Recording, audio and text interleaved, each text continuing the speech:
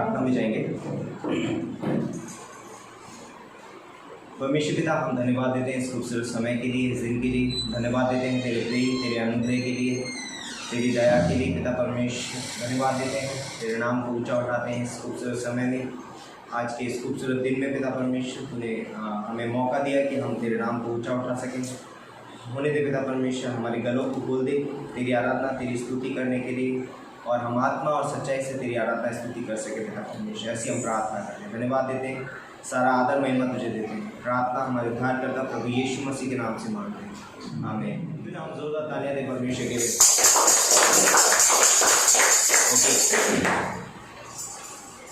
गीत गाएंगे, हालेलुया स्तुति गाएं, हम गाएं हम। हालेलुया स्तुति गाएं हम, यीशु की स्तुति गाएं हम। हालेलुया स्तुति गाएं हम, यीशु की स्तुति गाएं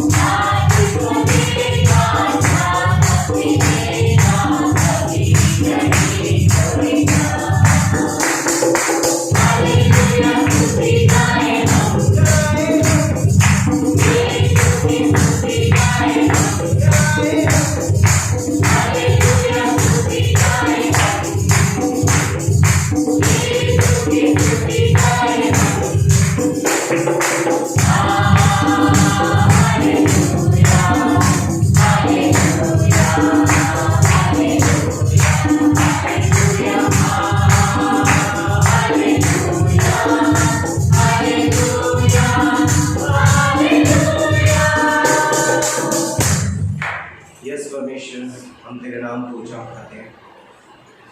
तू महान है पिता परमेश्वर, इस क्रूस पर तूने बलि के द्वारा पिता परमेश्वर अपना लहू बहा करके हमारे पापों को क्षमा किया। धन्यवाद देते पिता परमेश्वर, तू हमारा छुड़ाने वाला परमेश्वर। यीशु ने हमें छुड़ाया है पापों के जाल से, यीशु ने हमें बचाया है शैतान की चाल से। तो गाओ हालेलुया, तो गाओ हालेलुया, तो गाओ हालेलुया।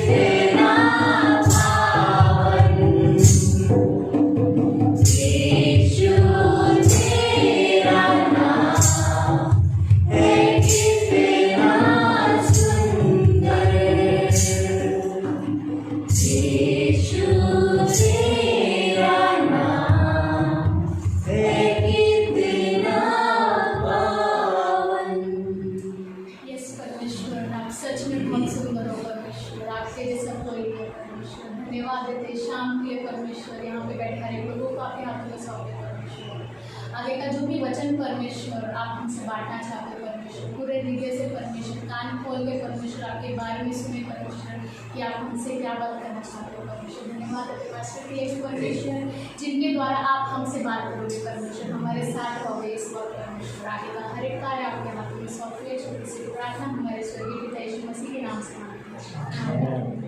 स्वागत है इस ग्रेटर ग्रेट झालुद कलीसिया में। तो क्या सभी लोग खुश हैं? सच में अद्भुत अद्भुत आराधना की है ना। क्यों ना हम परमेश्वर के लिए ताली बजाएं।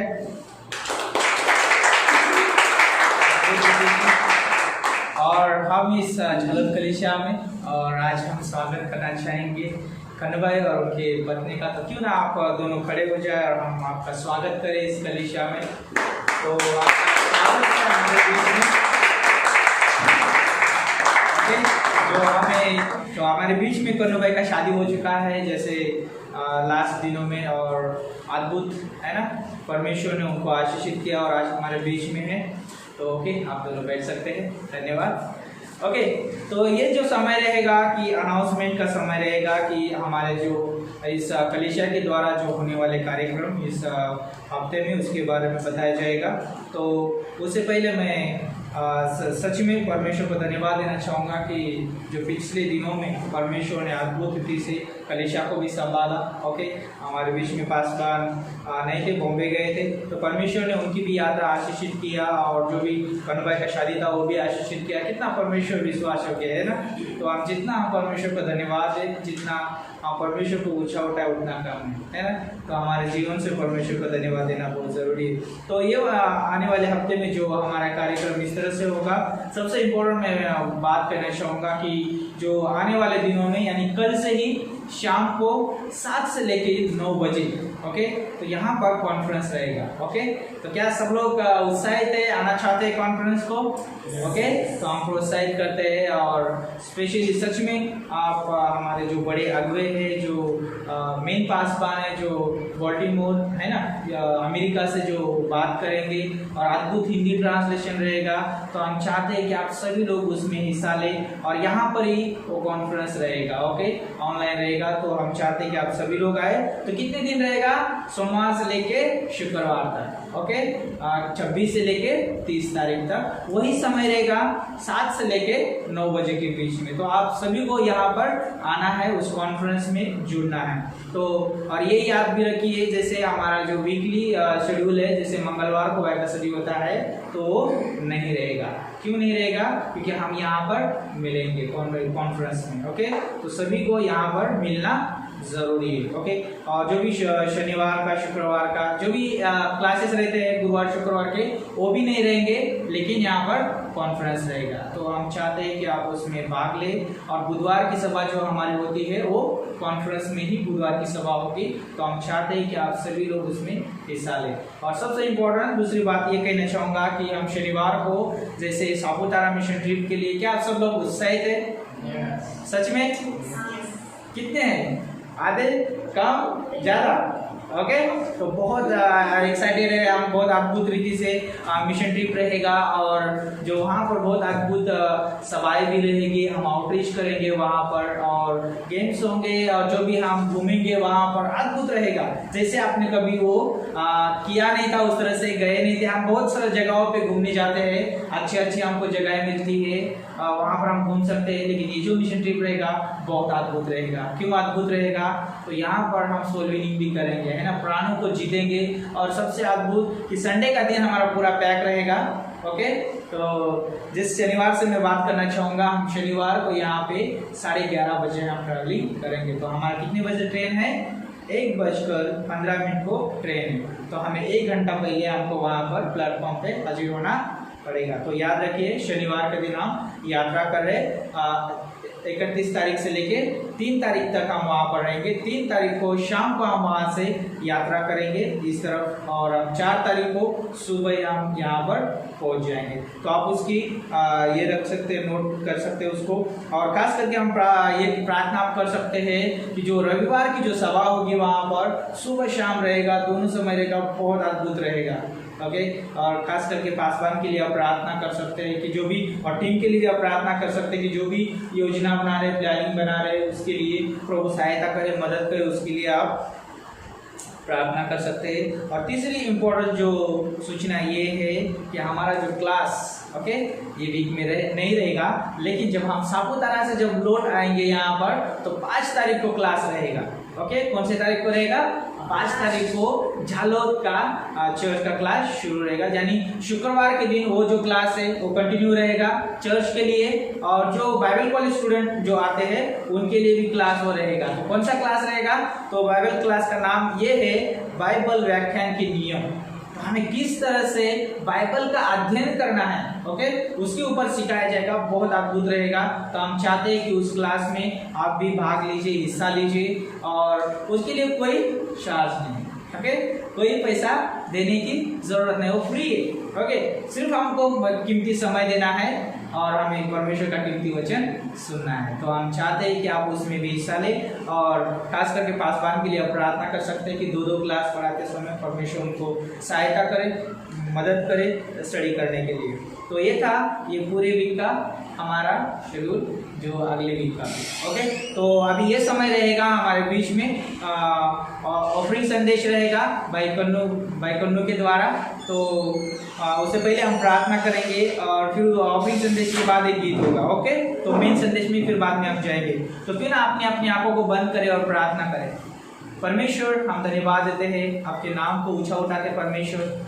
हम चाहते हैं कि प्रभु यीशु मसीह जो भी हमने इस दिनों में हमने जो कार्य होने वाला है उनके बारे में बात किया है परमेश्वर, हम चाहते हैं कि आप प्रभु यीशु मसीह में सारी ज़रूरतों उन दिनों की आप पूरी करिए परमेश्वर। जो भी हमारा कॉन्फ्रेंस रहेगा प्रभु 26 से लेके परमेश्वर 30 तारीख तक प्रभु, वो कॉन्फ्रेंस में प्रभु हमें कोई डिस्टर्बेंस ना हो और अद्भुत रीति से वो कॉन्फ्रेंस चले, इसलिए हम प्रार्थना करते हैं। और जो भी आगे प्रचार करने वाले हैं, जो अनुवाद करेंगे, उन दोनों को आपके हाथों में सौंपते हैं प्रभु यीशु मसीह। हमें सुनने के लिए हमारे आत्मिक कानों को खोलिए, हमें तैयार करिए, उस समय निकाल सके, इसे हम प्रार्थना करते हैं। खास करके हम प्रार्थना करते परमेश्वर जो भी हमारा सापुतारा मिशन ट्रिप है परमेश्वर, उस मिशन ट्रिप को भी आशीषित करिए। जो भी ज़रूरत है प्रभु आप जानते हो, हर एक परिवार की, हर एक व्यक्ति की परमेश्वर आप पूरी करिए, इसे हम प्रार्थना करते हैं। अचीवेंट दीजिए और वहाँ की आने जाने की यात्रा प्रभु आपके हाथों में सौंपते हैं प्रभु यीशु मसीह। हम चाहते हैं कि परमेश्वर जो भी आने वाले दिनों में क्लासेस है परमेश्वर, उस क्लासेस में भी प्रभु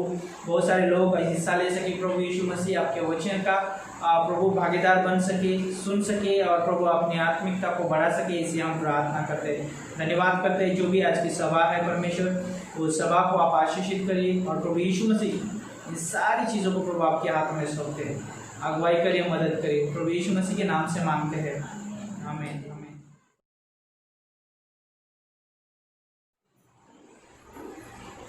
तो हम जानते हैं यह समय भेंट का समय है और भेंट के समय में हम अपने बेटों को परमेश्वर के सन्मुख लेके आते हैं। तो क्यों ना हम वचन को देखेंगे। तो मेरे साथ निकाल सकते हैं वचन संहिता उसका 23वां अध्याय और उसकी पहली पंक्ति। भजन संहिता 23 और उसका पहली पंक्ति। और वचन में लिखा है कि यहोवा मेरा चरवाहा है, मुझे कुछ घटी न हो। सोचो परमेश्वर के लोगों के लिए परमेश्वर का कितना अद्भुत वायदा है। और वायदा में क्या लिखा है कि यहोवा मेरा चरवाहा है, मतलब कि हमारे जीवन की वो अगुवाई करने वाला, हमारे जीवन को वो मार्गदर्शन करने वाला, हमारे जीवन की सारी ज़रूरतों को वो समझने वाला। और वो परमेश्वर अपने लोगों से वायदा करता है। और यहाँ पे दाऊद वही चीज़ को स्मरण करता है और परमेश्वर की बढ़ाई करता है, परमेश्वर की महिमा करता है अपनी घटी में। और वो कहता है कि यहोवा मेरा चरवाहा है, इसलिए मुझे किसी चीज़ की घटी नहीं हो। और हम जानते हैं बाइबल में बहुत सारे उदाहरण हैं। इस्राएल प्रजा जब मिस्र देश की गुलामी से निकला तो वो जंगल के रास्तों में थे और उनको बहुत सारी चीज़ों की ज़रूरत थी। तो परमेश्वर ने उनके लिए उपाय किया। सारपत की विधवा जिसके घर में भोजन की कमी थी अकाल के समय में, परमेश्वर ने उनका उपाय किया। बहुत सारे उदाहरण हैं। तो कहने का मतलब यही था कि परमेश्वर हमारा चरवाहा है और वो हमारे जीवन की सारी ज़रूरतों को पूरा करता है। वो जानता है हमारी ज़रूरतों को, हमारे पास क्या है क्या नहीं है, वो हमारे हृदय को अच्छी तरह से जानता है। तो परमेश्वर चाहता है कि हमारे पास जो कुछ भी उसने आशीष दिया है, जो भी हमने उसके अनुग्रह के द्वारा पाया है और जो कुछ भी हमारे पास है वो उत्तम आशीष है। और परमेश्वर चाहता है कि उन आशीषों को हम परमेश्वर के महिमा के लिए, परमेश्वर के कार्य के लिए, परमेश्वर के राज्य के लिए उन आशीषों को उपयोग करें। तो क्यों ना यह समय है तो हम अपनी भेंटों को जो परमेश्वर ने हमें दिया है तो उस भेंटों को हम थोड़ा सा परमेश्वर के कार्य के लिए, उसकी महिमा के लिए उपयोग करें। तो हम अपनी भेंटों को एक उत्साह के साथ दें, हृदय से दें, प्रेम के साथ दें और परमेश्वर की महिमा करें। तो आइए हम प्रार्थना करें। जीवित और महान परमेश्वर पिता, हम आपके अनुग्रह के लिए, हम आपकी दया के लिए प्रभु हम आपका धन्यवाद करते हैं और धन्यवाद देते हैं इस कलीसिया के लिए प्रभु, और यहाँ पे आए हुए प्रत्येक जीवन के लिए प्रभु। धन्यवाद हो यीशु मसीह कि आपने अपना लहू बहाया पिता परमेश्वर इस कलीसिया के लिए, उनकी आत्मिक और आर्थिक ज़रूरतों को पूरा करने के लिए। और धन्यवाद देते हैं पिता परमेश्वर, हमारे पास जो कुछ भी है आपके अनुग्रह से पिता परमेश्वर, और इस समय में हम आपकी महिमा के लिए, आपकी बड़ाई के लिए, आपके राज्य के लिए लेके आते हैं। तो हमारी भेंटों को आशीषित करना और अब आपकी महिमा के लिए उसे उपयोग करना, वैसे हमारी प्रार्थना। धन्यवाद देते पिता परमेश्वर। आगे का हर एक समय आपके हाथों में सौंप, ये प्रार्थना यीशु मसीह के नाम से मांगते।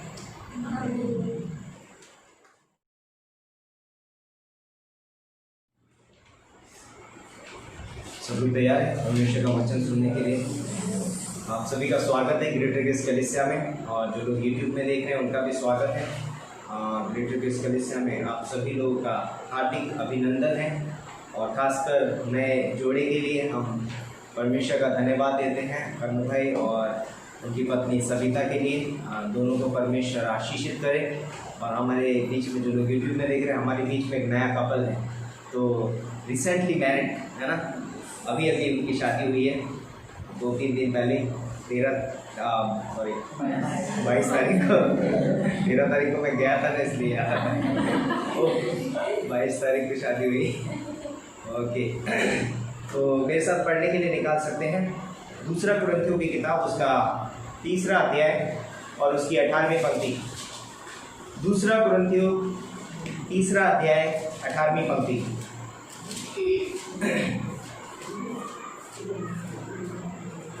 यहाँ पर इस प्रकार से लिखा है, दूसरा कुरिन्थियों 3रा अध्याय 18वीं पंक्ति।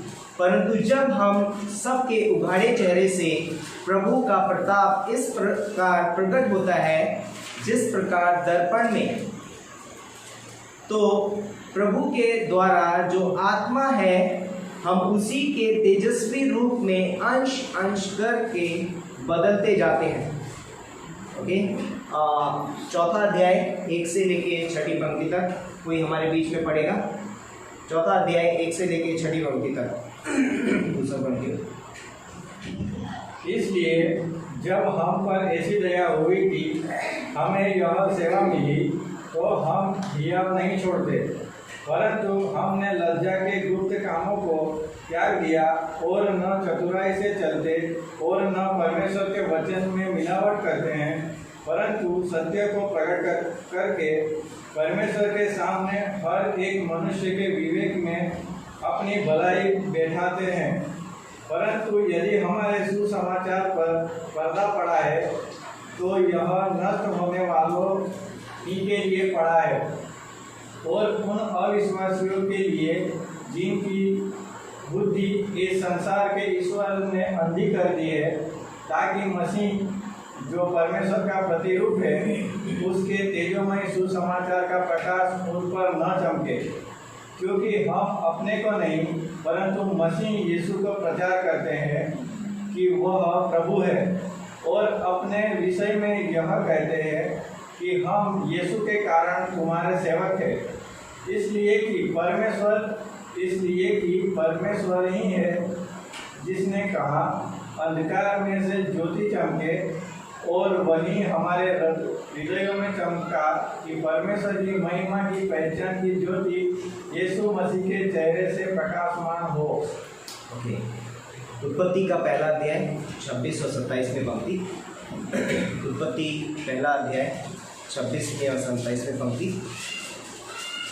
जेनेसिस चैप्टर 1 वर्स 26 to 27, उत्पत्ति 1:26 से 27। यस, पढ़ दीजिए कोई। फिर परमेश्वर ने कहा, हम मनुष्य को अपने स्वरूप के अनुसार अपनी समानता में बनाए, और वे समुद्र की मछलियों और आकाश के पक्षियों और घरेलू पशुओं और सारी पृथ्वी पर और सब रेंगने वाले जंतुओं पर जो पृथ्वी पर रेंगते हैं अधिकार रखे। तब परमेश्वर ने मनुष्य को अपने स्वरूप के अनुसार उत्पन्न किया, अपने ही स्वरूप के अनुसार परमेश्वर ने उसको उत्पन्न किया, नर और नारी करके उसने मनुष्य की सृष्टि की। आइए प्रार्थना करते हैं। परमेश्वर पिता, हम धन्यवाद देते हैं इस खूबसूरत समय के लिए, इस दिन के लिए धन्यवाद देते हैं, तेरे प्रेम, तेरे अनुग्रह के लिए, तेरी दया के लिए, और खासकर हम प्रार्थना करते हैं इस संदेश के द्वारा तू हमसे बातें करना और पवित्र आत्मा के द्वारा अगुवाई करो पिता परमेश्वर। और होने दे पिता परमेश्वर, तेरी महिमा, तेरी स्तुति हो इस स्थान में, ऐसे हम प्रार्थना करते हैं। धन्यवाद देते हैं पिता परमेश्वर। मेरे मुख को इसे पवित्र कर, इससे मेरे नहीं पिता परमेश्वर, परंतु तेरे वचन निकले, अपने वचन के द्वारा अपने लोगों से बातें प्रार्थना के द्वारा प्रभु यीशु मसीह के नाम से आमीन। ओके, आज हम जिस विषय पे बात करने वाले हैं वो है मसीह का स्वरूप। एक विश्वासी का मापदंड जो है वो प्रभु यीशु मसीह होना चाहिए। लास्ट टाइम हमने बोला कि एक विश्वासी के जीवन का मापदंड क्या होना चाहिए? परमेश्वर का वचन। लेकिन आज हम बात करेंगे कि यहाँ एक विश्वासी का जो मापदंड है वो प्रभु यीशु मसीह है। कभी आपने देखा है जब बच्चे होते हैं, लाइक स्कूल में भी टीचर्स होती है, और जब कुछ बच्चे बहुत नॉटी होते हैं, कुछ बच्चे बहुत सिंसियर होते हैं, कुछ बच्चे पढ़ाई में अच्छे होते हैं, कुछ बच्चे खेल कूद में अच्छे होते हैं, और फिर क्या होता है, कोई बच्चा बहुत अच्छा होता है, सीधा सज्जन दिखाई देता है, और बोलते हैं कि बार बार टीचर उसको सामने खड़ा करती है, इसको देखो, इसकी तरह बनो। होता है कई बार घरों में ऐसा होता है कि घरों में कुछ बच्चे होते हैं नॉटी होते हैं, कुछ बच्चे होते हैं कि सीधे होते हैं, तो बार बार माँ बाप भी कहते हैं देख इसको, देख इससे सीख कुछ। हमारे जीवन में हम इस तरीके से व्यवहार करते हैं, हम लोग ऐसा बोलते हैं, और संसार में भी लोग बोलते हैं कि अरे उसके बेटे को देखो, उसने इंजीनियर कर लिया, ये कर लिया, वो कर लिया, तुम क्या कर रहे हो, है ना। कंपैरिजन रहता है हमेशा, और लोग कहते हैं कि कोई भी ये नहीं बोलता है कि ये देखो ये खराब है तो इसकी तरह क्यों नहीं बनता है। ऐसा कभी किसी को कहते हुए नहीं सुना होगा। हमेशा ये सुना होगा कि कोई व्यक्ति अच्छा है और बोलते हैं कि लोग कहते हैं कि इसकी तरह बनो। लेकिन एक विश्वासी, हमारा जो मापदंड है वो लोग नहीं है, हम किसी व्यक्ति के द्वारा नहीं कि अरे मुझे इसके जैसा बनना है, मुझे इसके तरह बनना है, मुझे ऐसा बनना है, मुझे वैसा बनना है, वैसा नहीं है। एक विश्वासी के जीवन का मापदंड प्रभु यीशु मसीह है, और प्रभु यीशु मसीह जैसा एक विश्वासी को बनना है। और क्योंकि मनुष्य परमेश्वर के स्वरूप और उसकी समानता में बनाया गया है। उत्पत्ति का 1:26 और 27 हमको क्या बोलता है? जब परमेश्वर ने सारी सृष्टि की रचना की, है ना, 6 दिन तक उसने सारी सृष्टि की रचना की, और उसने कहा कि अब मैं क्या बनाता हूँ, सृष्टि में सब कुछ बना दिया, सब कुछ अच्छा है, लेकिन सृष्टि मनुष्य के बिना क्या है, अधूरी है। और उसने क्या किया, मनुष्य की रचना की, और मनुष्य को उसने कैसे बनाया, अपनी समानता और अपने स्वरूप में। मनुष्य को उसने एक जानवर के समान नहीं बनाया, जानवर परमेश्वर के स्वरूप में नहीं बनाए, कोई पहाड़ परमेश्वर के स्वरूप में नहीं बनाया गया है, उसकी समानता में नहीं बनाया गया। लेकिन जब मनुष्य की बनाने की बारी आई तो परमेश्वर ने कहा कि आओ हम मनुष्य को अपनी समानता और अपने स्वरूप में बनाएं। इसका मतलब ये नहीं है कि परमेश्वर मेरे जैसा दिखता है।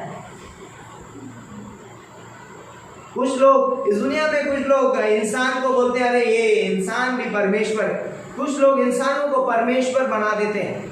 लेकिन बाइबल बोलती है कि इंसान परमेश्वर नहीं, इंसान परमेश्वर के स्वरूप में बनाया गया है। इसका मतलब ये नहीं है कि परमेश्वर को 2 हाथ हैं, 2 पैर हैं और परमेश्वर मेरी तरह दिखता है।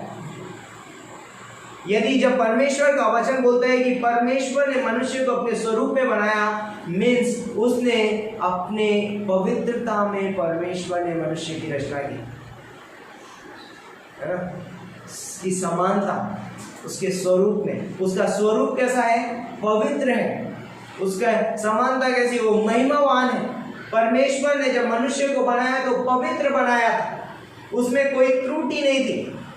अभी मेरा एक सवाल है आप लोगों से, यदि आप बोलेंगे कि परमेश्वर ने मनुष्य को अपनी समानता और अपने स्वरूप में बनाया, तो क्या कारण था परमेश्वर ने मनुष्य को अपने स्वरूप में बनाया? क्यों किसी जानवर को अपने स्वरूप में नहीं बनाया? क्यों सिर्फ मनुष्य को अपने स्वरूप में बनाया? वाई? क्या कारण है?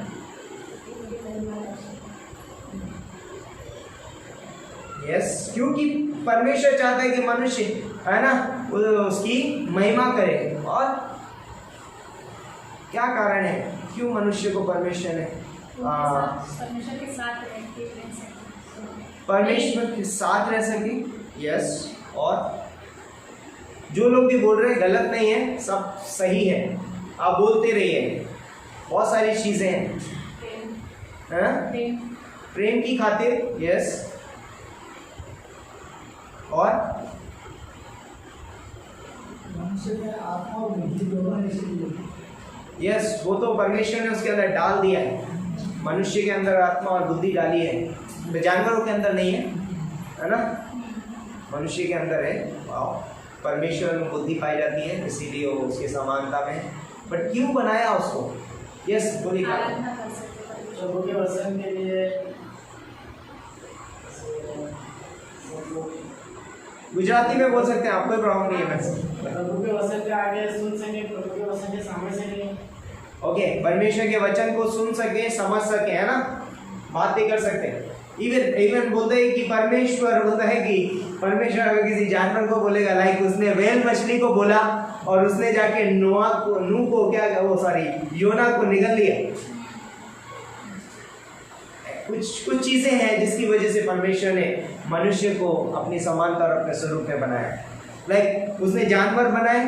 सृष्टि में आपको एक भी चीज ऐसी दिखाई नहीं देगी जो परमेश्वर जैसी दिखाई दे या अनंत काल के लिए बनी हो। इस दुनिया में जो कुछ आपको दिखाई देता है एक दिन नष्ट हो जाएगा। ये लकड़ी दिख रही है आपको, नष्ट हो जाएगी। मैं खड़ा हुआ दिख रहा हूं, नष्ट नहीं होगा। इस दुनिया में कोई भी मनुष्य नष्ट नहीं होगा। परमेश्वर ने मनुष्य की रचना अनंत काल के लिए की है ना, इसलिए उसने अपने स्वरूप में बनाया। यदि परमेश्वर अपने स्वरूप में मनुष्य को नहीं बनाता, मनुष्य अनंत काल तक नहीं रहता। एक लिमिट होती थी, एक सीमा होती थी, क्योंकि परमेश्वर अनंत काल का परमेश्वर है। इसलिए उसने बोला कि मैं मनुष्य को अपनी समानता और अपने स्वरूप में बनाऊंगा, ताकि मनुष्य मेरे साथ अनंत काल तक रह सके। ये परमेश्वर की इच्छा है कि वो मनुष्य अनंत काल तक क्या रहे, जीवित रहे। और हम जानते हैं जब परमेश्वर ने आदम और हवा को बनाया था, उस समय तक पाप इस धरती पे नहीं था, है ना। और इसलिए उसने अपनी समानता में, तो आदम और हवा कैसे थे, सिद्ध थे। कुछ चीजें उसमें वो क्या थे, अनंत काल के लिए बनाए गए थे, पवित्र बनाए गए थे। जैसा परमेश्वर पवित्र है, पवित्र बनाए गए थे, महिमावान बनाए गए थे। उनके अंदर एक महिमा थी जिसके द्वारा बोलते हैं कि वो नग्न थे पर लजाते नहीं थे, है ना, क्योंकि परमेश्वर की महिमा ने उनको क्या किया था, ढक रखा था। चौथी चीज बोलते हैं कि वो सिद्ध बनाए गए थे, उनके अंदर कुछ भी त्रुटि नहीं थी, इतनी सी भी नहीं। परमेश्वर में भी कोई त्रुटि नहीं है, परमेश्वर में भी कोई इतनी सी भी कोई कमी नहीं है। एक ही चीज है परमेश्वर में और मनुष्य में, डिफरेंस। मनुष्य अपनी स्वेच्छा में पाप कर सकता है, लेकिन परमेश्वर पाप नहीं करता। परमेश्वर पाप नहीं कर सकता है, और इसीलिए उसका संपूर्ण उदाहरण हमें यीशु मसीह के जीवन से दिखाई देता है कि जब यीशु मसीह इस धरती पे आया, वो परखा गया लेकिन उसने पाप नहीं किया, हमारी तरह परखा गया। इसलिए परमेश्वर और हम में से बोलते हैं कि भजन संहिता और उसका 8वां अध्याय, और उसमें लिखा है कि परमेश्वर ने मनुष्य को थोड़ा ही कम बनाया है, मनुष्य को थोड़ा ही कम बनाया अपने से। हमारे अंदर स्वेच्छा है और हम उस स्वेच्छा का इस्तेमाल करते हैं और हम पाप कर देते हैं। और यहाँ पर बोलते हैं कि आदम और हव्वा ने जब तक उन्होंने बोलता है कि परमेश्वर की आज्ञा का उल्लंघन नहीं किया, जब तक उन्होंने उस परमेश्वर के खिलाफ में नहीं गए, तब तक वो कैसे दिखते थे? परमेश्वर के स्वरूप में दिखाई देते थे। वो पवित्र थे, वो सिद्ध थे, वो महिमावान थे, और बोलते हैं कि वो अनंत काल तक के लिए सुरक्षित थे, अनंत काल के लिए बनाए गए। इवन बोलते हैं कि इस दुनिया में लोग दोनों तरीके से अनंत काल के लिए ही बनाए गए। एक व्यक्ति जो यीशु मसीह पर विश्वास करता है, वो व्यक्ति उसके पाप क्षमा हो जाते हैं, और पाप क्षमा होने के बाद में वो अनंत काल के लिए स्वर्ग में रहेगा। एक व्यक्ति जो यीशु मसीह को अपने जीवन में अपना उद्धार करके ग्रहण नहीं करता है, उद्धारकर्ता करके, वो व्यक्ति भी क्या होगा? अनंत काल के लिए कहाँ रहेगा? नरक में रहेगा, क्योंकि उसके पाप क्षमा नहीं हुए, इसलिए वो परमेश्वर के पास नहीं पहुंच सकता, और इसलिए वो कहाँ रहेगा? नरक में रहेगा, वो नष्ट नहीं होगा। यहां पर जो शब्द यूज किया गया यूहन्ना 3:16 में कि जो परमेश्वर पे विश्वास करे, यानी कि उसके इकलौते पुत्र पर विश्वास करे, वो नाश ना हो परंतु अनंत जीवन हो, क्योंकि वो जीवन नाशवान जीवन है। वहां पर जो नरक का जो जीवन है वो नाशवान जीवन है, लेकिन यहाँ पर जो जीवन है वो बोलता है कि अनंत काल का जीवन है। वहाँ रोना नहीं है, वहाँ बीमारी नहीं है, वहाँ तकलीफ नहीं है, वहाँ दर्द नहीं है, पीड़ाएं नहीं है स्वर्ग के अंदर। इसलिए बोलता है कि वो मनुष्य क्या रहेगा? अनंत काल के लिए स्वर्ग में रहेगा, जैसे यीशु मसीह को अपने जीवन में अपना उद्धारकर्ता करके ग्रहण किया। लेकिन एक व्यक्ति जिसने ग्रहण नहीं किया, वो अनंत काल के लिए नरक में रहेगा। इसलिए परमेश्वर ने मनुष्य को क्या बनाया? अनंत काल के लिए बनाया। इसीलिए परमेश्वर नहीं चाहता है कि कोई भी व्यक्ति नाश नरक में जाए, क्योंकि बोलता है कि वो ना ही तो मरेगा, लेकिन वो तड़पता रहेगा, और क्योंकि वो उसका हिस्सा है, मैं उसे तड़पता हुआ नहीं देखना चाहता। इसीलिए यीशु मसीह इस धरती पे आया। यूहन्ना 3:16 ऐसे ही नहीं लिखा गया है शब्दों में, है ना, कि परमेश्वर ने जगत से ऐसा प्रेम रखा कि उसने अपना इकलौता पुत्र दे दिया, ताकि जो कोई इस पे विश्वास करे वो नाश ना हो परंतु अनंत जीवन पाए। ऐसे नहीं लिखा गया है, ये परमेश्वर का हृदय है।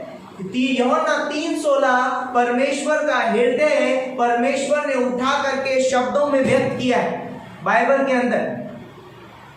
परमेश्वर नहीं चाहता है कि कोई भी व्यक्ति क्या हो? नाश हो, कोई भी व्यक्ति नरक जाए। इसलिए प्रभु यीशु मसीह इस धरती पे आया, और उसने सिर्फ शब्दों में नहीं कहा परंतु उसको करके भी दिखाया। और तो बोलता है कि परमेश्वर की एक ख्वाहिश है कि मनुष्य उसके स्वरूप में बनाया गया है, तो उसके स्वरूप जैसा दिखाई दे। इसीलिए परमेश्वर चाहता है, कहता है सी माय सन, मेरे बेटे को देखो, इसके जैसे बनो। मैंने बोला ना कि बोलते कि अरे इसके जैसा बनो, ये देखो कितना अच्छा है। परमेश्वर जब हमारी तरफ देखता है तो वो कहता है मेरे पुत्र की ओर देखो, मेरे पुत्र से सीखो, इसके जैसे बनो। और वो चाहता है कि हम बोलते हैं कि अंश अंश करके हम क्या होते हैं? दिन प्रतिदिन और उसमें बदलते जाते हैं मसीह के तेजस्वी स्वरूप में, है ना, प्रभु के तेजस्वी स्वरूप में हम क्या होते हैं? बदलते जाते हैं। और ये बहुत ही अद्भुत है एक विश्वासी जीवन के लिए। हमें इस तरीके से जीना चाहिए और हमें मसीह के स्वरूप में बदलना ज़रूरी है।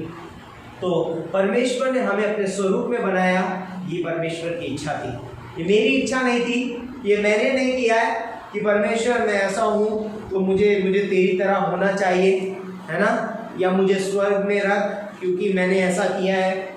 या आदम ने पहले नहीं बोला कि परमेश्वर मुझे ना ऐसा मत बनाना, इस बकरे की तरह मत बनाना, इस पेड़ की तरह मत बनाना, मुझे तेरी तरह बनाना। पर आदम नहीं बोला, ये परमेश्वर की इच्छा थी कि परमेश्वर चाहता है कि मनुष्य उसके स्वरूप उसकी समानता में हो अनंत काल तक के लिए। ये परमेश्वर की इच्छा है और परमेश्वर चाहता है कि हम अनंत काल तक जीवित रहें, अनंत काल तक उसके साथ रहें, हम पवित्र रहें, हम महिमावान दिखाई दें, हमारे अंदर से प्रभु यीशु मसीह दिखाई दे। ये परमेश्वर की इच्छा है। तो पहले परमेश्वर ने बोलता है कि जब आदम और हव्वा ने उत्पत्ति के 3 अध्याय में पाप कर दिया परमेश्वर ने उनको बनाया, अदन की वाटिका में रखा, और अदन की वाटिका में रखने के बाद परमेश्वर ने उनको आज्ञा दी कि तुम इस वाटिका के सारे वृक्ष के फल खा सकते हो, परंतु ये भले और बुरे के ज्ञान के वृक्ष को फल को ना खाना। लेकिन उन्होंने परमेश्वर की आज्ञा का उल्लंघन किया और हवा ने उस फल से खाया और अपने पति को भी खिलाया, और बोलते हैं कि आदम ने जब उस फल को खाया तो पाप इस जगत में आ गया और उसको पता चला कि वो क्या है, निर्वस्त्र है, और वो क्या हुआ, एक झाड़ी के पीछे जाके छिप गया। यस, जब हम परमेश्वर की आज्ञा का उल्लंघन करते हैं, जब हम परमेश्वर के खिलाफ जाते हैं, उस समय पता है हम क्या कर रहे हैं, हम परमेश्वर की ओर नहीं देख रहे, हम हमारी ओर देख रहे हैं। और जब हम अपनी ओर देखने लगते हैं तो हमें पता चलता है कि कितना बुरा हूँ मैं कितना गंदा हूँ मैं, तब मुझे दिखाई देता है। और उसके बाद मेरे जीवन में शर्म, गिलानी, डर आ जाता है।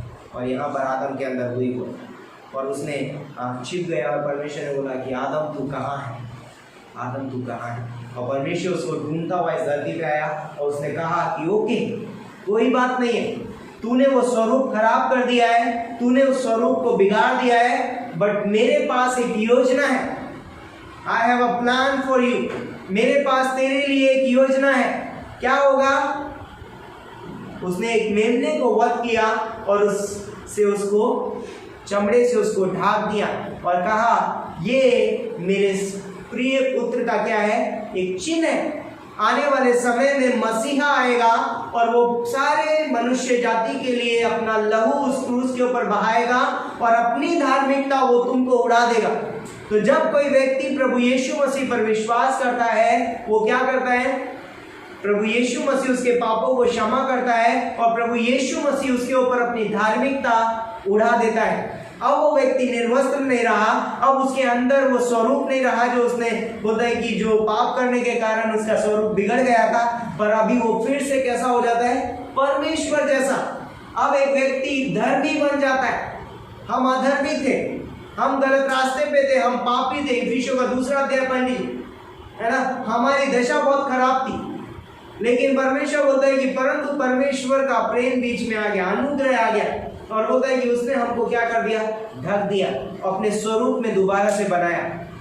तो यीशु मसीह का जो क्रूस है वो एक ब्रश है, और यीशु मसीह का लहू वो रंग है, वो कलर है, जिससे एक विश्वासी, एक व्यक्ति का जीवन में दोबारा से उस पेंटिंग को ठीक किया, है ना। लाइक हमारी बेटी ने यहाँ पर कुछ पेंटिंग दी है, अभी इसको हमको ठीक करना पड़ेगा, है ना। हमें उसको दूसरा कलर चढ़ाना पड़ेगा, तभी ये छिपेगा। उसी वजह से बोलता है कि परमेश्वर ने हमारे साथ किया। वो बोलता है अरे मेरे बच्चे ने क्या कर दिया है, पेंटिंग खराब कर दी, अब मैं इसको ठीक करूंगा। कैसे ठीक करूंगा? वो क्रूस, वो ब्रश होगा, और मेरा लहू वो रंग होगा, जिस रंग से वो दोबारा वो पेंटिंग ठीक की जाएगी। और यीशु मसीह ने इस क्रूस पे अपना लहू बहाया, और क्रूस से हमारे पापों को जो काले रंग के थे, जो लाल रंग के थे, क्या कर दिया, उनको हिम के समान श्वेत कर दिया। परमेश्वर बहुत महान है। परमेश्वर नहीं चाहता है कि हम किसी और स्वरूप में दिखाई दें, क्योंकि वो चाहता है कि हम उसके स्वरूप में बनाए गए हैं, तो हम उसके स्वरूप में ही दिखाई दें।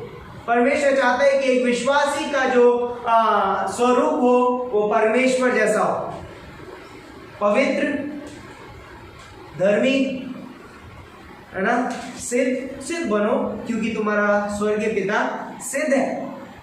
धर्मी बनो क्योंकि तुम्हारा परमेश्वर धर्मी है। कहीं पर ऐसा नहीं लिखा है कि वो व्यक्ति धर्मी है इसलिए धर्मी बनो, बाइबल ऐसा नहीं बोलती। बाइबल बोलती है क्योंकि तुम्हारा पिता धर्मी है, क्योंकि पिता स्वर्गीय पिता सिद्ध है, इसलिए तुम सिद्ध बनो।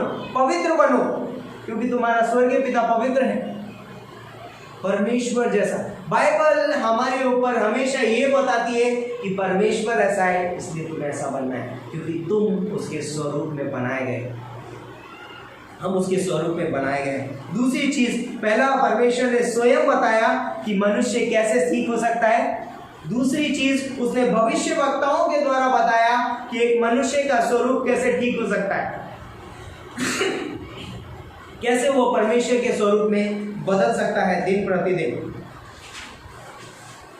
अंत में बोलता है इब्रानियों का एक एक, हम लोग पढ़ सकते हैं इब्रानियों का एक एक, बहुत खूबसूरत पंक्ति है।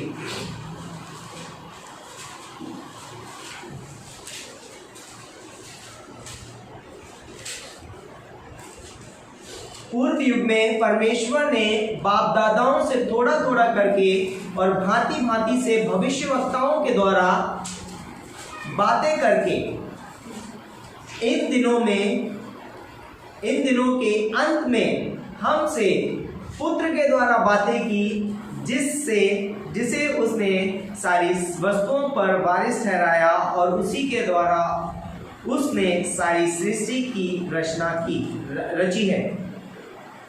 और यहाँ पर बोलते हैं कि तीसरी पंक्ति बोलती है, वह उसकी महिमा का प्रकाश और उसके तत्व की छाप और सब वस्तुओं को अपनी सामर्थ के वचन से संभालता है। वह पापों को धोकर ऊंचे स्थानों पर महामहिम के दाहिने हाथ जा बैठा। यहाँ पर बोलता है कि पहले उसने परमेश्वर स्वयं आया बातें की उत्पत्ति के तीसरे अध्याय में, फिर उसके बाद उसने बाप दादाओं से थोड़ा थोड़ा करके भविष्यवक्ताओं के द्वारा हमसे बातें की, लेकिन अंत के दिनों में उसने किससे बातें की? पुत्र के द्वारा। उसने बोला ठीक है, अभी तक मैं सिखाता आया हूँ वचन के द्वारा, लेकिन अब मैं क्या करूँगा, मैं तुम्हें एक प्रैक्टिकल दिखाऊंगा कि परमेश्वर के स्वरूप में होने का मतलब क्या होता है।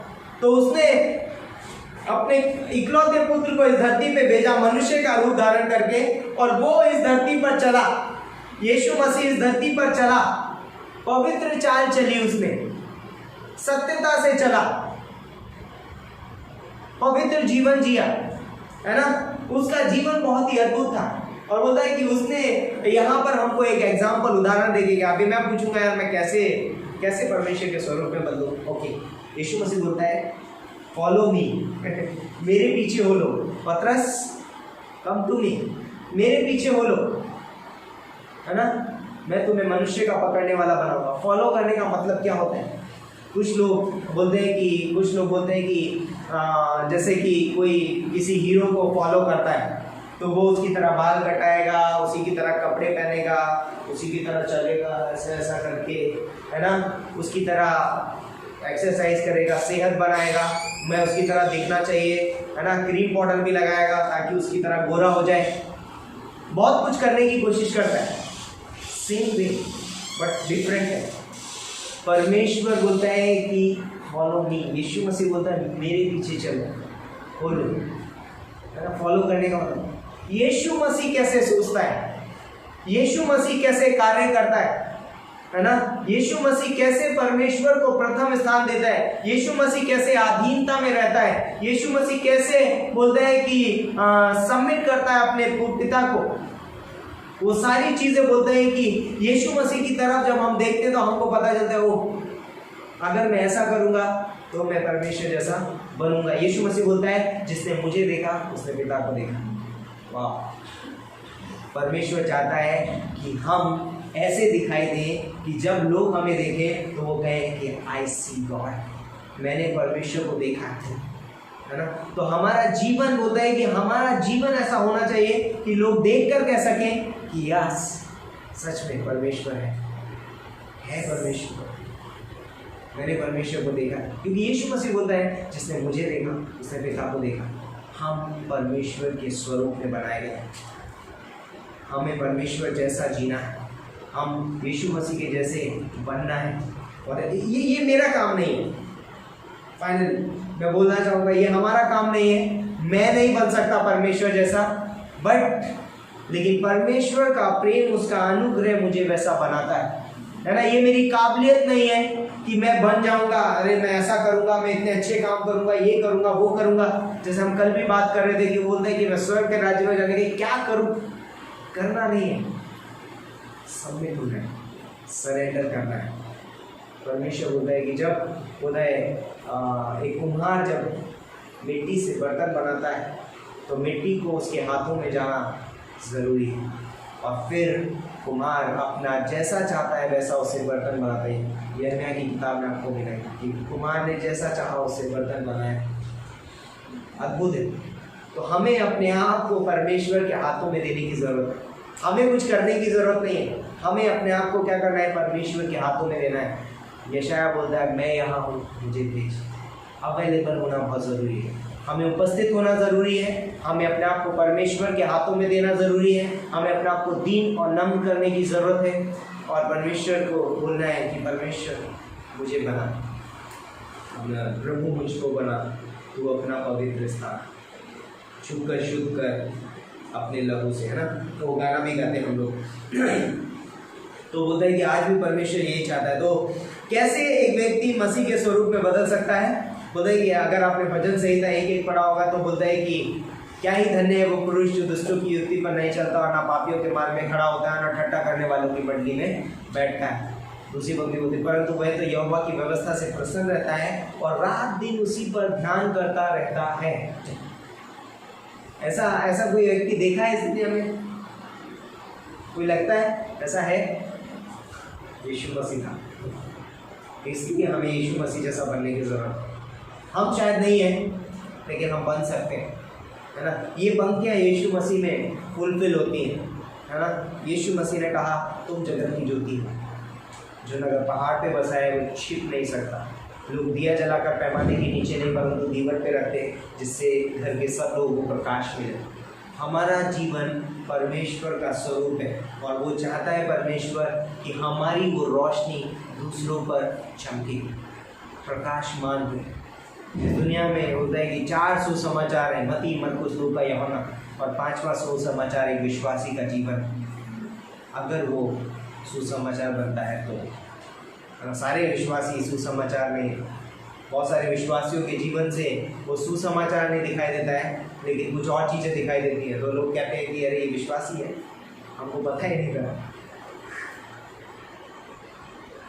लेकिन एक विश्वासी का जीवन 5वां सुसमाचार होना ज़रूरी है। हम खुद से नहीं कर सकते, मैं पहले बोल रहा हूँ कि परमेश्वर का कार्य है, हमें से अपना आपको देना है उसके हाथों में। इफिसियों का 5वां अध्याय पहली पंक्ति से लेके 22वीं पंक्ति से लेके और 6ठा अध्याय की पहली और दूसरी पंक्ति तक, वहाँ पर परमेश्वर बताता है कि कैसे एक व्यक्ति, कैसे एक पति, पत्नी, बच्चे, कोई भी पद या फिर ऑफिस, कैसे कोई व्यक्ति मसीह के स्वरूप में ढल सकता है। तो बोलता है कि हे पत्नियों अपने अपने पति के अधीन रहो, जैसे कलीसिया मसीह के अधीन है ना। और बोलता है कि पत्नियां यदि अपने पति के अधीन है, मीन्स वो मसीह के स्वरूप में बदल रही है। हे पतियों अपनी अपनी पत्नी से ऐसे प्रेम रखो जैसे मसीह ने कलीसिया से प्रेम रखा और उसके लिए अपने आप को दे दिया, बलिदानी प्रेम। तो यदि एक व्यक्ति, एक पति अपनी पत्नी से बलिदानी प्रेम रखता है, वो मसीह के स्वरूप में बदल रहा है। हम दिन प्रतिदिन अंश अंश करके हम महिमा से महिमा में क्या होते हैं, बदलते जाते हैं। दूसरी बात है कि हे बच्चों वालों अपने बच्चों को रिश्ता दिलाओ, और बच्चों से कहता है कि अपने माता पिता के क्या हो, अधीन हो जाओ। यदि बच्चे अपने माता पिता के अधीन है ना, यदि बच्चे अपने माता पिता का आदर करते हैं, वो मसीह के स्वरूप में बदलते जाते हैं। क्योंकि यीशु मसीह बोलता है यहाँ तक आज्ञाकारी रहा, ये फिलिपियों का 2 अध्याय में लिखा है 7 से 8 और 9वीं पंक्ति में, कि यहाँ तक आज्ञाकारी रहा कि हाँ क्रूस की मृत्यु भी सही। आज्ञाकारी एक बच्चे को, अगर ये बच्चे आज्ञाकारी हैं, आदर करते हैं, तो बोलते हैं कि वो मसीह के स्वरूप में बदल रहे हैं। एक पद जहां हम किसी स्थान पे रखे गए, यदि हम किसी स्थान पे हैं, वहां पर भी हम बोलते हैं कि हम अपने आप को प्रभु यीशु मसीह जैसा प्रकट करते हैं। हम अपने अधिकारियों के क्या रहते हैं, अधीन में रहते हैं, हम उनका आदर करते हैं, और ये हमको बताती है यीशु मसीह जैसा हम बन रहे हैं। इन सारी चीज़ों से हमें पता चलेगा कि हम यीशु मसीह जैसे बन रहे हैं। माता पिता बोलते हैं कि माता पिता को भी कहा गया है कि अपने बच्चों को अच्छी शिक्षा दो। यीशु मसीह जब इस दुनिया में था, उसने कभी भी किसी को गलत शिक्षा नहीं दी। इट मीन्स हम मसीह की स्वरूप में बदल रहे हैं, हर एक के लिए, इवन पासवानों के लिए भी, है ना। कोई पासवान स्पेशल नहीं है, पासवानों के लिए भी। यहाँ पर बोलते हैं 1 तिमोथी का 3:1 से 7 में लिखा है, वहाँ पर पूरी क्वालिफिकेशन लिखी है कि कैसा होना चाहिए, और वो सारी चीजें सिर्फ एक व्यक्ति में पाई जाती है और वो है प्रभु यीशु मसीह, है ना। वहां लिखा है कि एक ही पत्नी का पति हो, पियक्कड़ ना हो, है ना, लोभी ना हो, है ना, मारपीट करने वाला ना हो, और भी बहुत सारी चीजें, है ना। तो बोलता है कि ये सारी चीजें अगर उसके अंदर हैं तो वो बोलता है कि वो यीशु मसीह के स्वरूप में क्या हो रहा है, बदलता जा रहा है। ये सारी चीजें बोलता है कि हमको मसीह का स्वरूप में बदलती हैं। बोलता है यदि ये सारी चीजें एक पासवान के अंदर होंगी तो बोलता है कि वो एक अच्छा चरवाहा है, क्योंकि यीशु मसीह के अंदर ये सारी चीजें थी। और यीशु मसीह कहता है यूहन्ना की 10:11 में, अच्छा चरवाहा मैं हूं। और बोलता है कि एक पासवान बोल पाएगा ये अच्छा चरवाहा मैं हूं जब ये चीज़ें हमारे अंदर होंगी। तो बहुत इम्पॉर्टेंट है as a wife, husband, parent, हम मसीह के स्वरूप में बदलना ज़रूरी है। और हम कैसे बदल पाएंगे, जब हम बोलते हैं कि आप कभी आपको अगर फूलों के गुलदस्ते में, आपको बोलते हैं ना गार्डन होता है, जब आप फूलों के गार्डन पे जाते हैं और फूलों के अंदर लेट जाते हैं और हम उनके अंदर खूब गिरने लगते हैं और बोलते हैं थोड़ी देर के जब बाहर आएंगे तो बोलेगा भैया कहाँ से आ रहे हो यार, बहुत अच्छी खुशबू आ रही है तुम्हारे अंदर से। तो बोलेगा अरे मैं गार्डन में गया था, बहुत देर वहाँ पर समय बिताया, खूब मैं वहाँ पर बहुत टाइम स्पेंड किया, और इसलिए आपके अंदर से गुलाब की खुशबू है। दूसरा व्यक्ति गटर में गिर के आ रहा है, उसके अंदर से भी एक अच्छी बनी नहीं ठंडी वाली खुशबू, नहीं बोलूँगा बदबू, उसके अंदर से बदबू आ रही है, तो उसको भी स्मेल करते हैं और उसको भी पता कर लेंगे अरे कहीं से गंदी जगह से आ रही है। लाइक वैसा एक वे बोलते हैं कि विश्वासी का जीवन कैसे हम मसीह के स्वरूप में दिखाई देंगे, जब हम उसके साथ में समय बिताएंगे, जब हम उसके साथ में वो घनिष्ठता का संबंध होगा। ये ज़रूरी नहीं है, हर एक के लिए अलग है। हाँ, हस्बैंड ने कर लिया तो वाइफ को नहीं करने की ज़रूरत है, ऐसा नहीं है, या वाइफ कर लिया तो हस्बैंड को करने की ज़रूरत नहीं है, ऐसा नहीं। हर एक को व्यक्तिगत रूप से समय बिताना पड़ेगा परमेश्वर के साथ, तब हमारे अंदर से वो खुशबू आएगी, तब हमारे अंदर से वो स्वरूप दिखाई देगा, है ना। मुझे मेरे स्वरूप को देखना है, क्या मैं यीशु मसीह जैसा दिखता हूँ, क्या मेरा बोलना यीशु मसीह जैसा है, क्या मैं यीशु मसीह जैसा सोचता हूँ। थिंकिंग विद गॉड, परमेश्वर के साथ सोचना, परमेश्वर की तरह कार्य करना, परमेश्वर के जैसा बोलना, वो सब हमारे अंदर से होगा यदि हम परमेश्वर के साथ समय बिताएंगे, उसके वचन में अध्ययन मनन करेंगे। और बोलता है ये सारी चीज़ें हम परमेश्वर के स्वरूप में बदलेंगे, और ये परमेश्वर की इच्छा है कि उसका जन उसके स्वरूप में दिखाई दे। पवित्र बनो क्योंकि तुम्हारा यहोवा परमेश्वर पवित्र, स्वर्गीय पिता पवित्र। सिद्ध बनो, इम्पोर्टेंट है, सिद्ध बनना है, पवित्र बनना है, सारी चीज़ें उसके अंदर आ जाती हैं। अनुग्रहकारी, प्रेमी, दयालु प्रभु, ये परमेश्वर के बाइबल में 26-27 गुण बताए गए, लेकिन परमेश्वर उससे भी ज़्यादा महान है। तो मैं इस संदेश के द्वारा आप सभी लोगों को उत्साहित करना चाहूँगा कि हमें मसीह जैसा दिखना है, अपनी बातों में, अपने कार्यों में, अपने ऑफिस में, अपने पदों में, हम जहाँ पर हैं, जहाँ हमें परमेश्वर ने रखा है, हम परमेश्वर को प्रस्तुत करना ज़रूरी है ना। कुछ भी हो हमारे जीवन में, क्या यीशु मसीह दिखाई दे रहा है हमें। तो हमने बोला कि यदि मैं आदि हूँ तो परमेश्वर यीशु मसीह आदि हूँ, और मैं उस तरीके से आगे बढ़ सकता हूँ। पत्नी हो अपने पति के आगे में। तो आइए हम प्रार्थना करते हैं। परमेश्वर पिता, हम धन्यवाद देते हैं इस खूबसूरत समय के लिए, इस दिन के लिए धन्यवाद देते हैं, तेरे प्रेम, तेरे अनुग्रह के लिए, तेरी दया के लिए पिता परमेश्वर। खासकर हम प्रार्थना करते हैं इस वचन के लिए, ये वचन हमारे जीवन में 100 गुना, 60 गुना और 30 गुना फल लाने वाला हो। तो हमसे बातें करना व्यक्तिगत रूप से, ताकि हम तेरे स्वरूप में दिन प्रतिदिन बदलते जाएं। यस गॉड, धन्यवाद करते हैं, तेरे नाम पूछो तो यीशु मसीह के नाम से आमीन।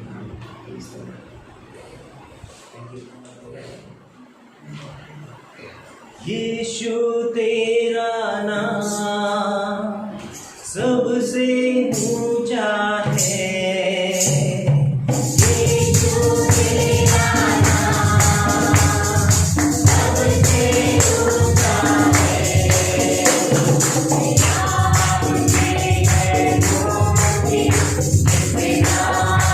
Thank you.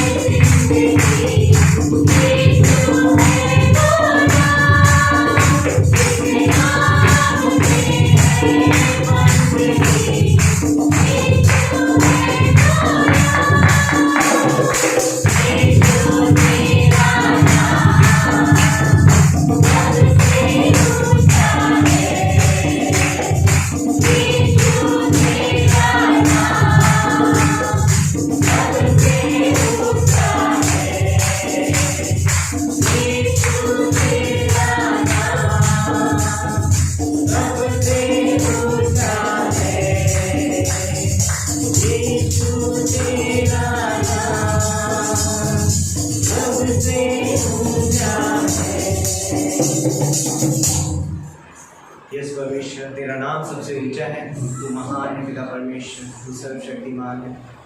धन्यवाद देते पिता परमेश्वर, तू चाहता है कि हम तेरे स्वरूप में बदलें और उसकी खातिर पिता परमेश्वर तूने अपने पुत्र को इस धरती पे भेजा ताकि हम देख सकें उसके जीवन को, ताकि हम उसके स्वरूप में बदल सकें और हम तेरे जैसे दिख सकें पिता परमेश्वर, अपनी बातों में, अपने कार्यों में, अपने चाल चलन में पिता परमेश्वर, अपने स्वभाव में हम तुझे प्रकट कर सकें, ऐसी हम प्रार्थना करते हैं। धन्यवाद देते हैं हमारे जीवन को तू चला पिता परमेश्वर, तू हमारा अगुवा हो और तू हमारा पिता परमेश्वर गाइड करने वाला हो पिता परमेश्वर। धन्यवाद करते हैं, धन्यवाद देते हैं, तेरे नाम को ऊंचा उठाते हैं पिता परमेश्वर। यहाँ पर आए हुए हर एक व्यक्ति को तेरे हाथों में सौंपते हैं, व्यक्तिगत रूप से बातें करना। यदि कोई व्यक्ति हमारे बीच में बीमार है, यदि कोई तकलीफ में, यदि कोई परेशानी से गुजर रहा है पिता परमेश्वर, तो उसको छू के चंगाई दे और होने दे पिता परमेश्वर।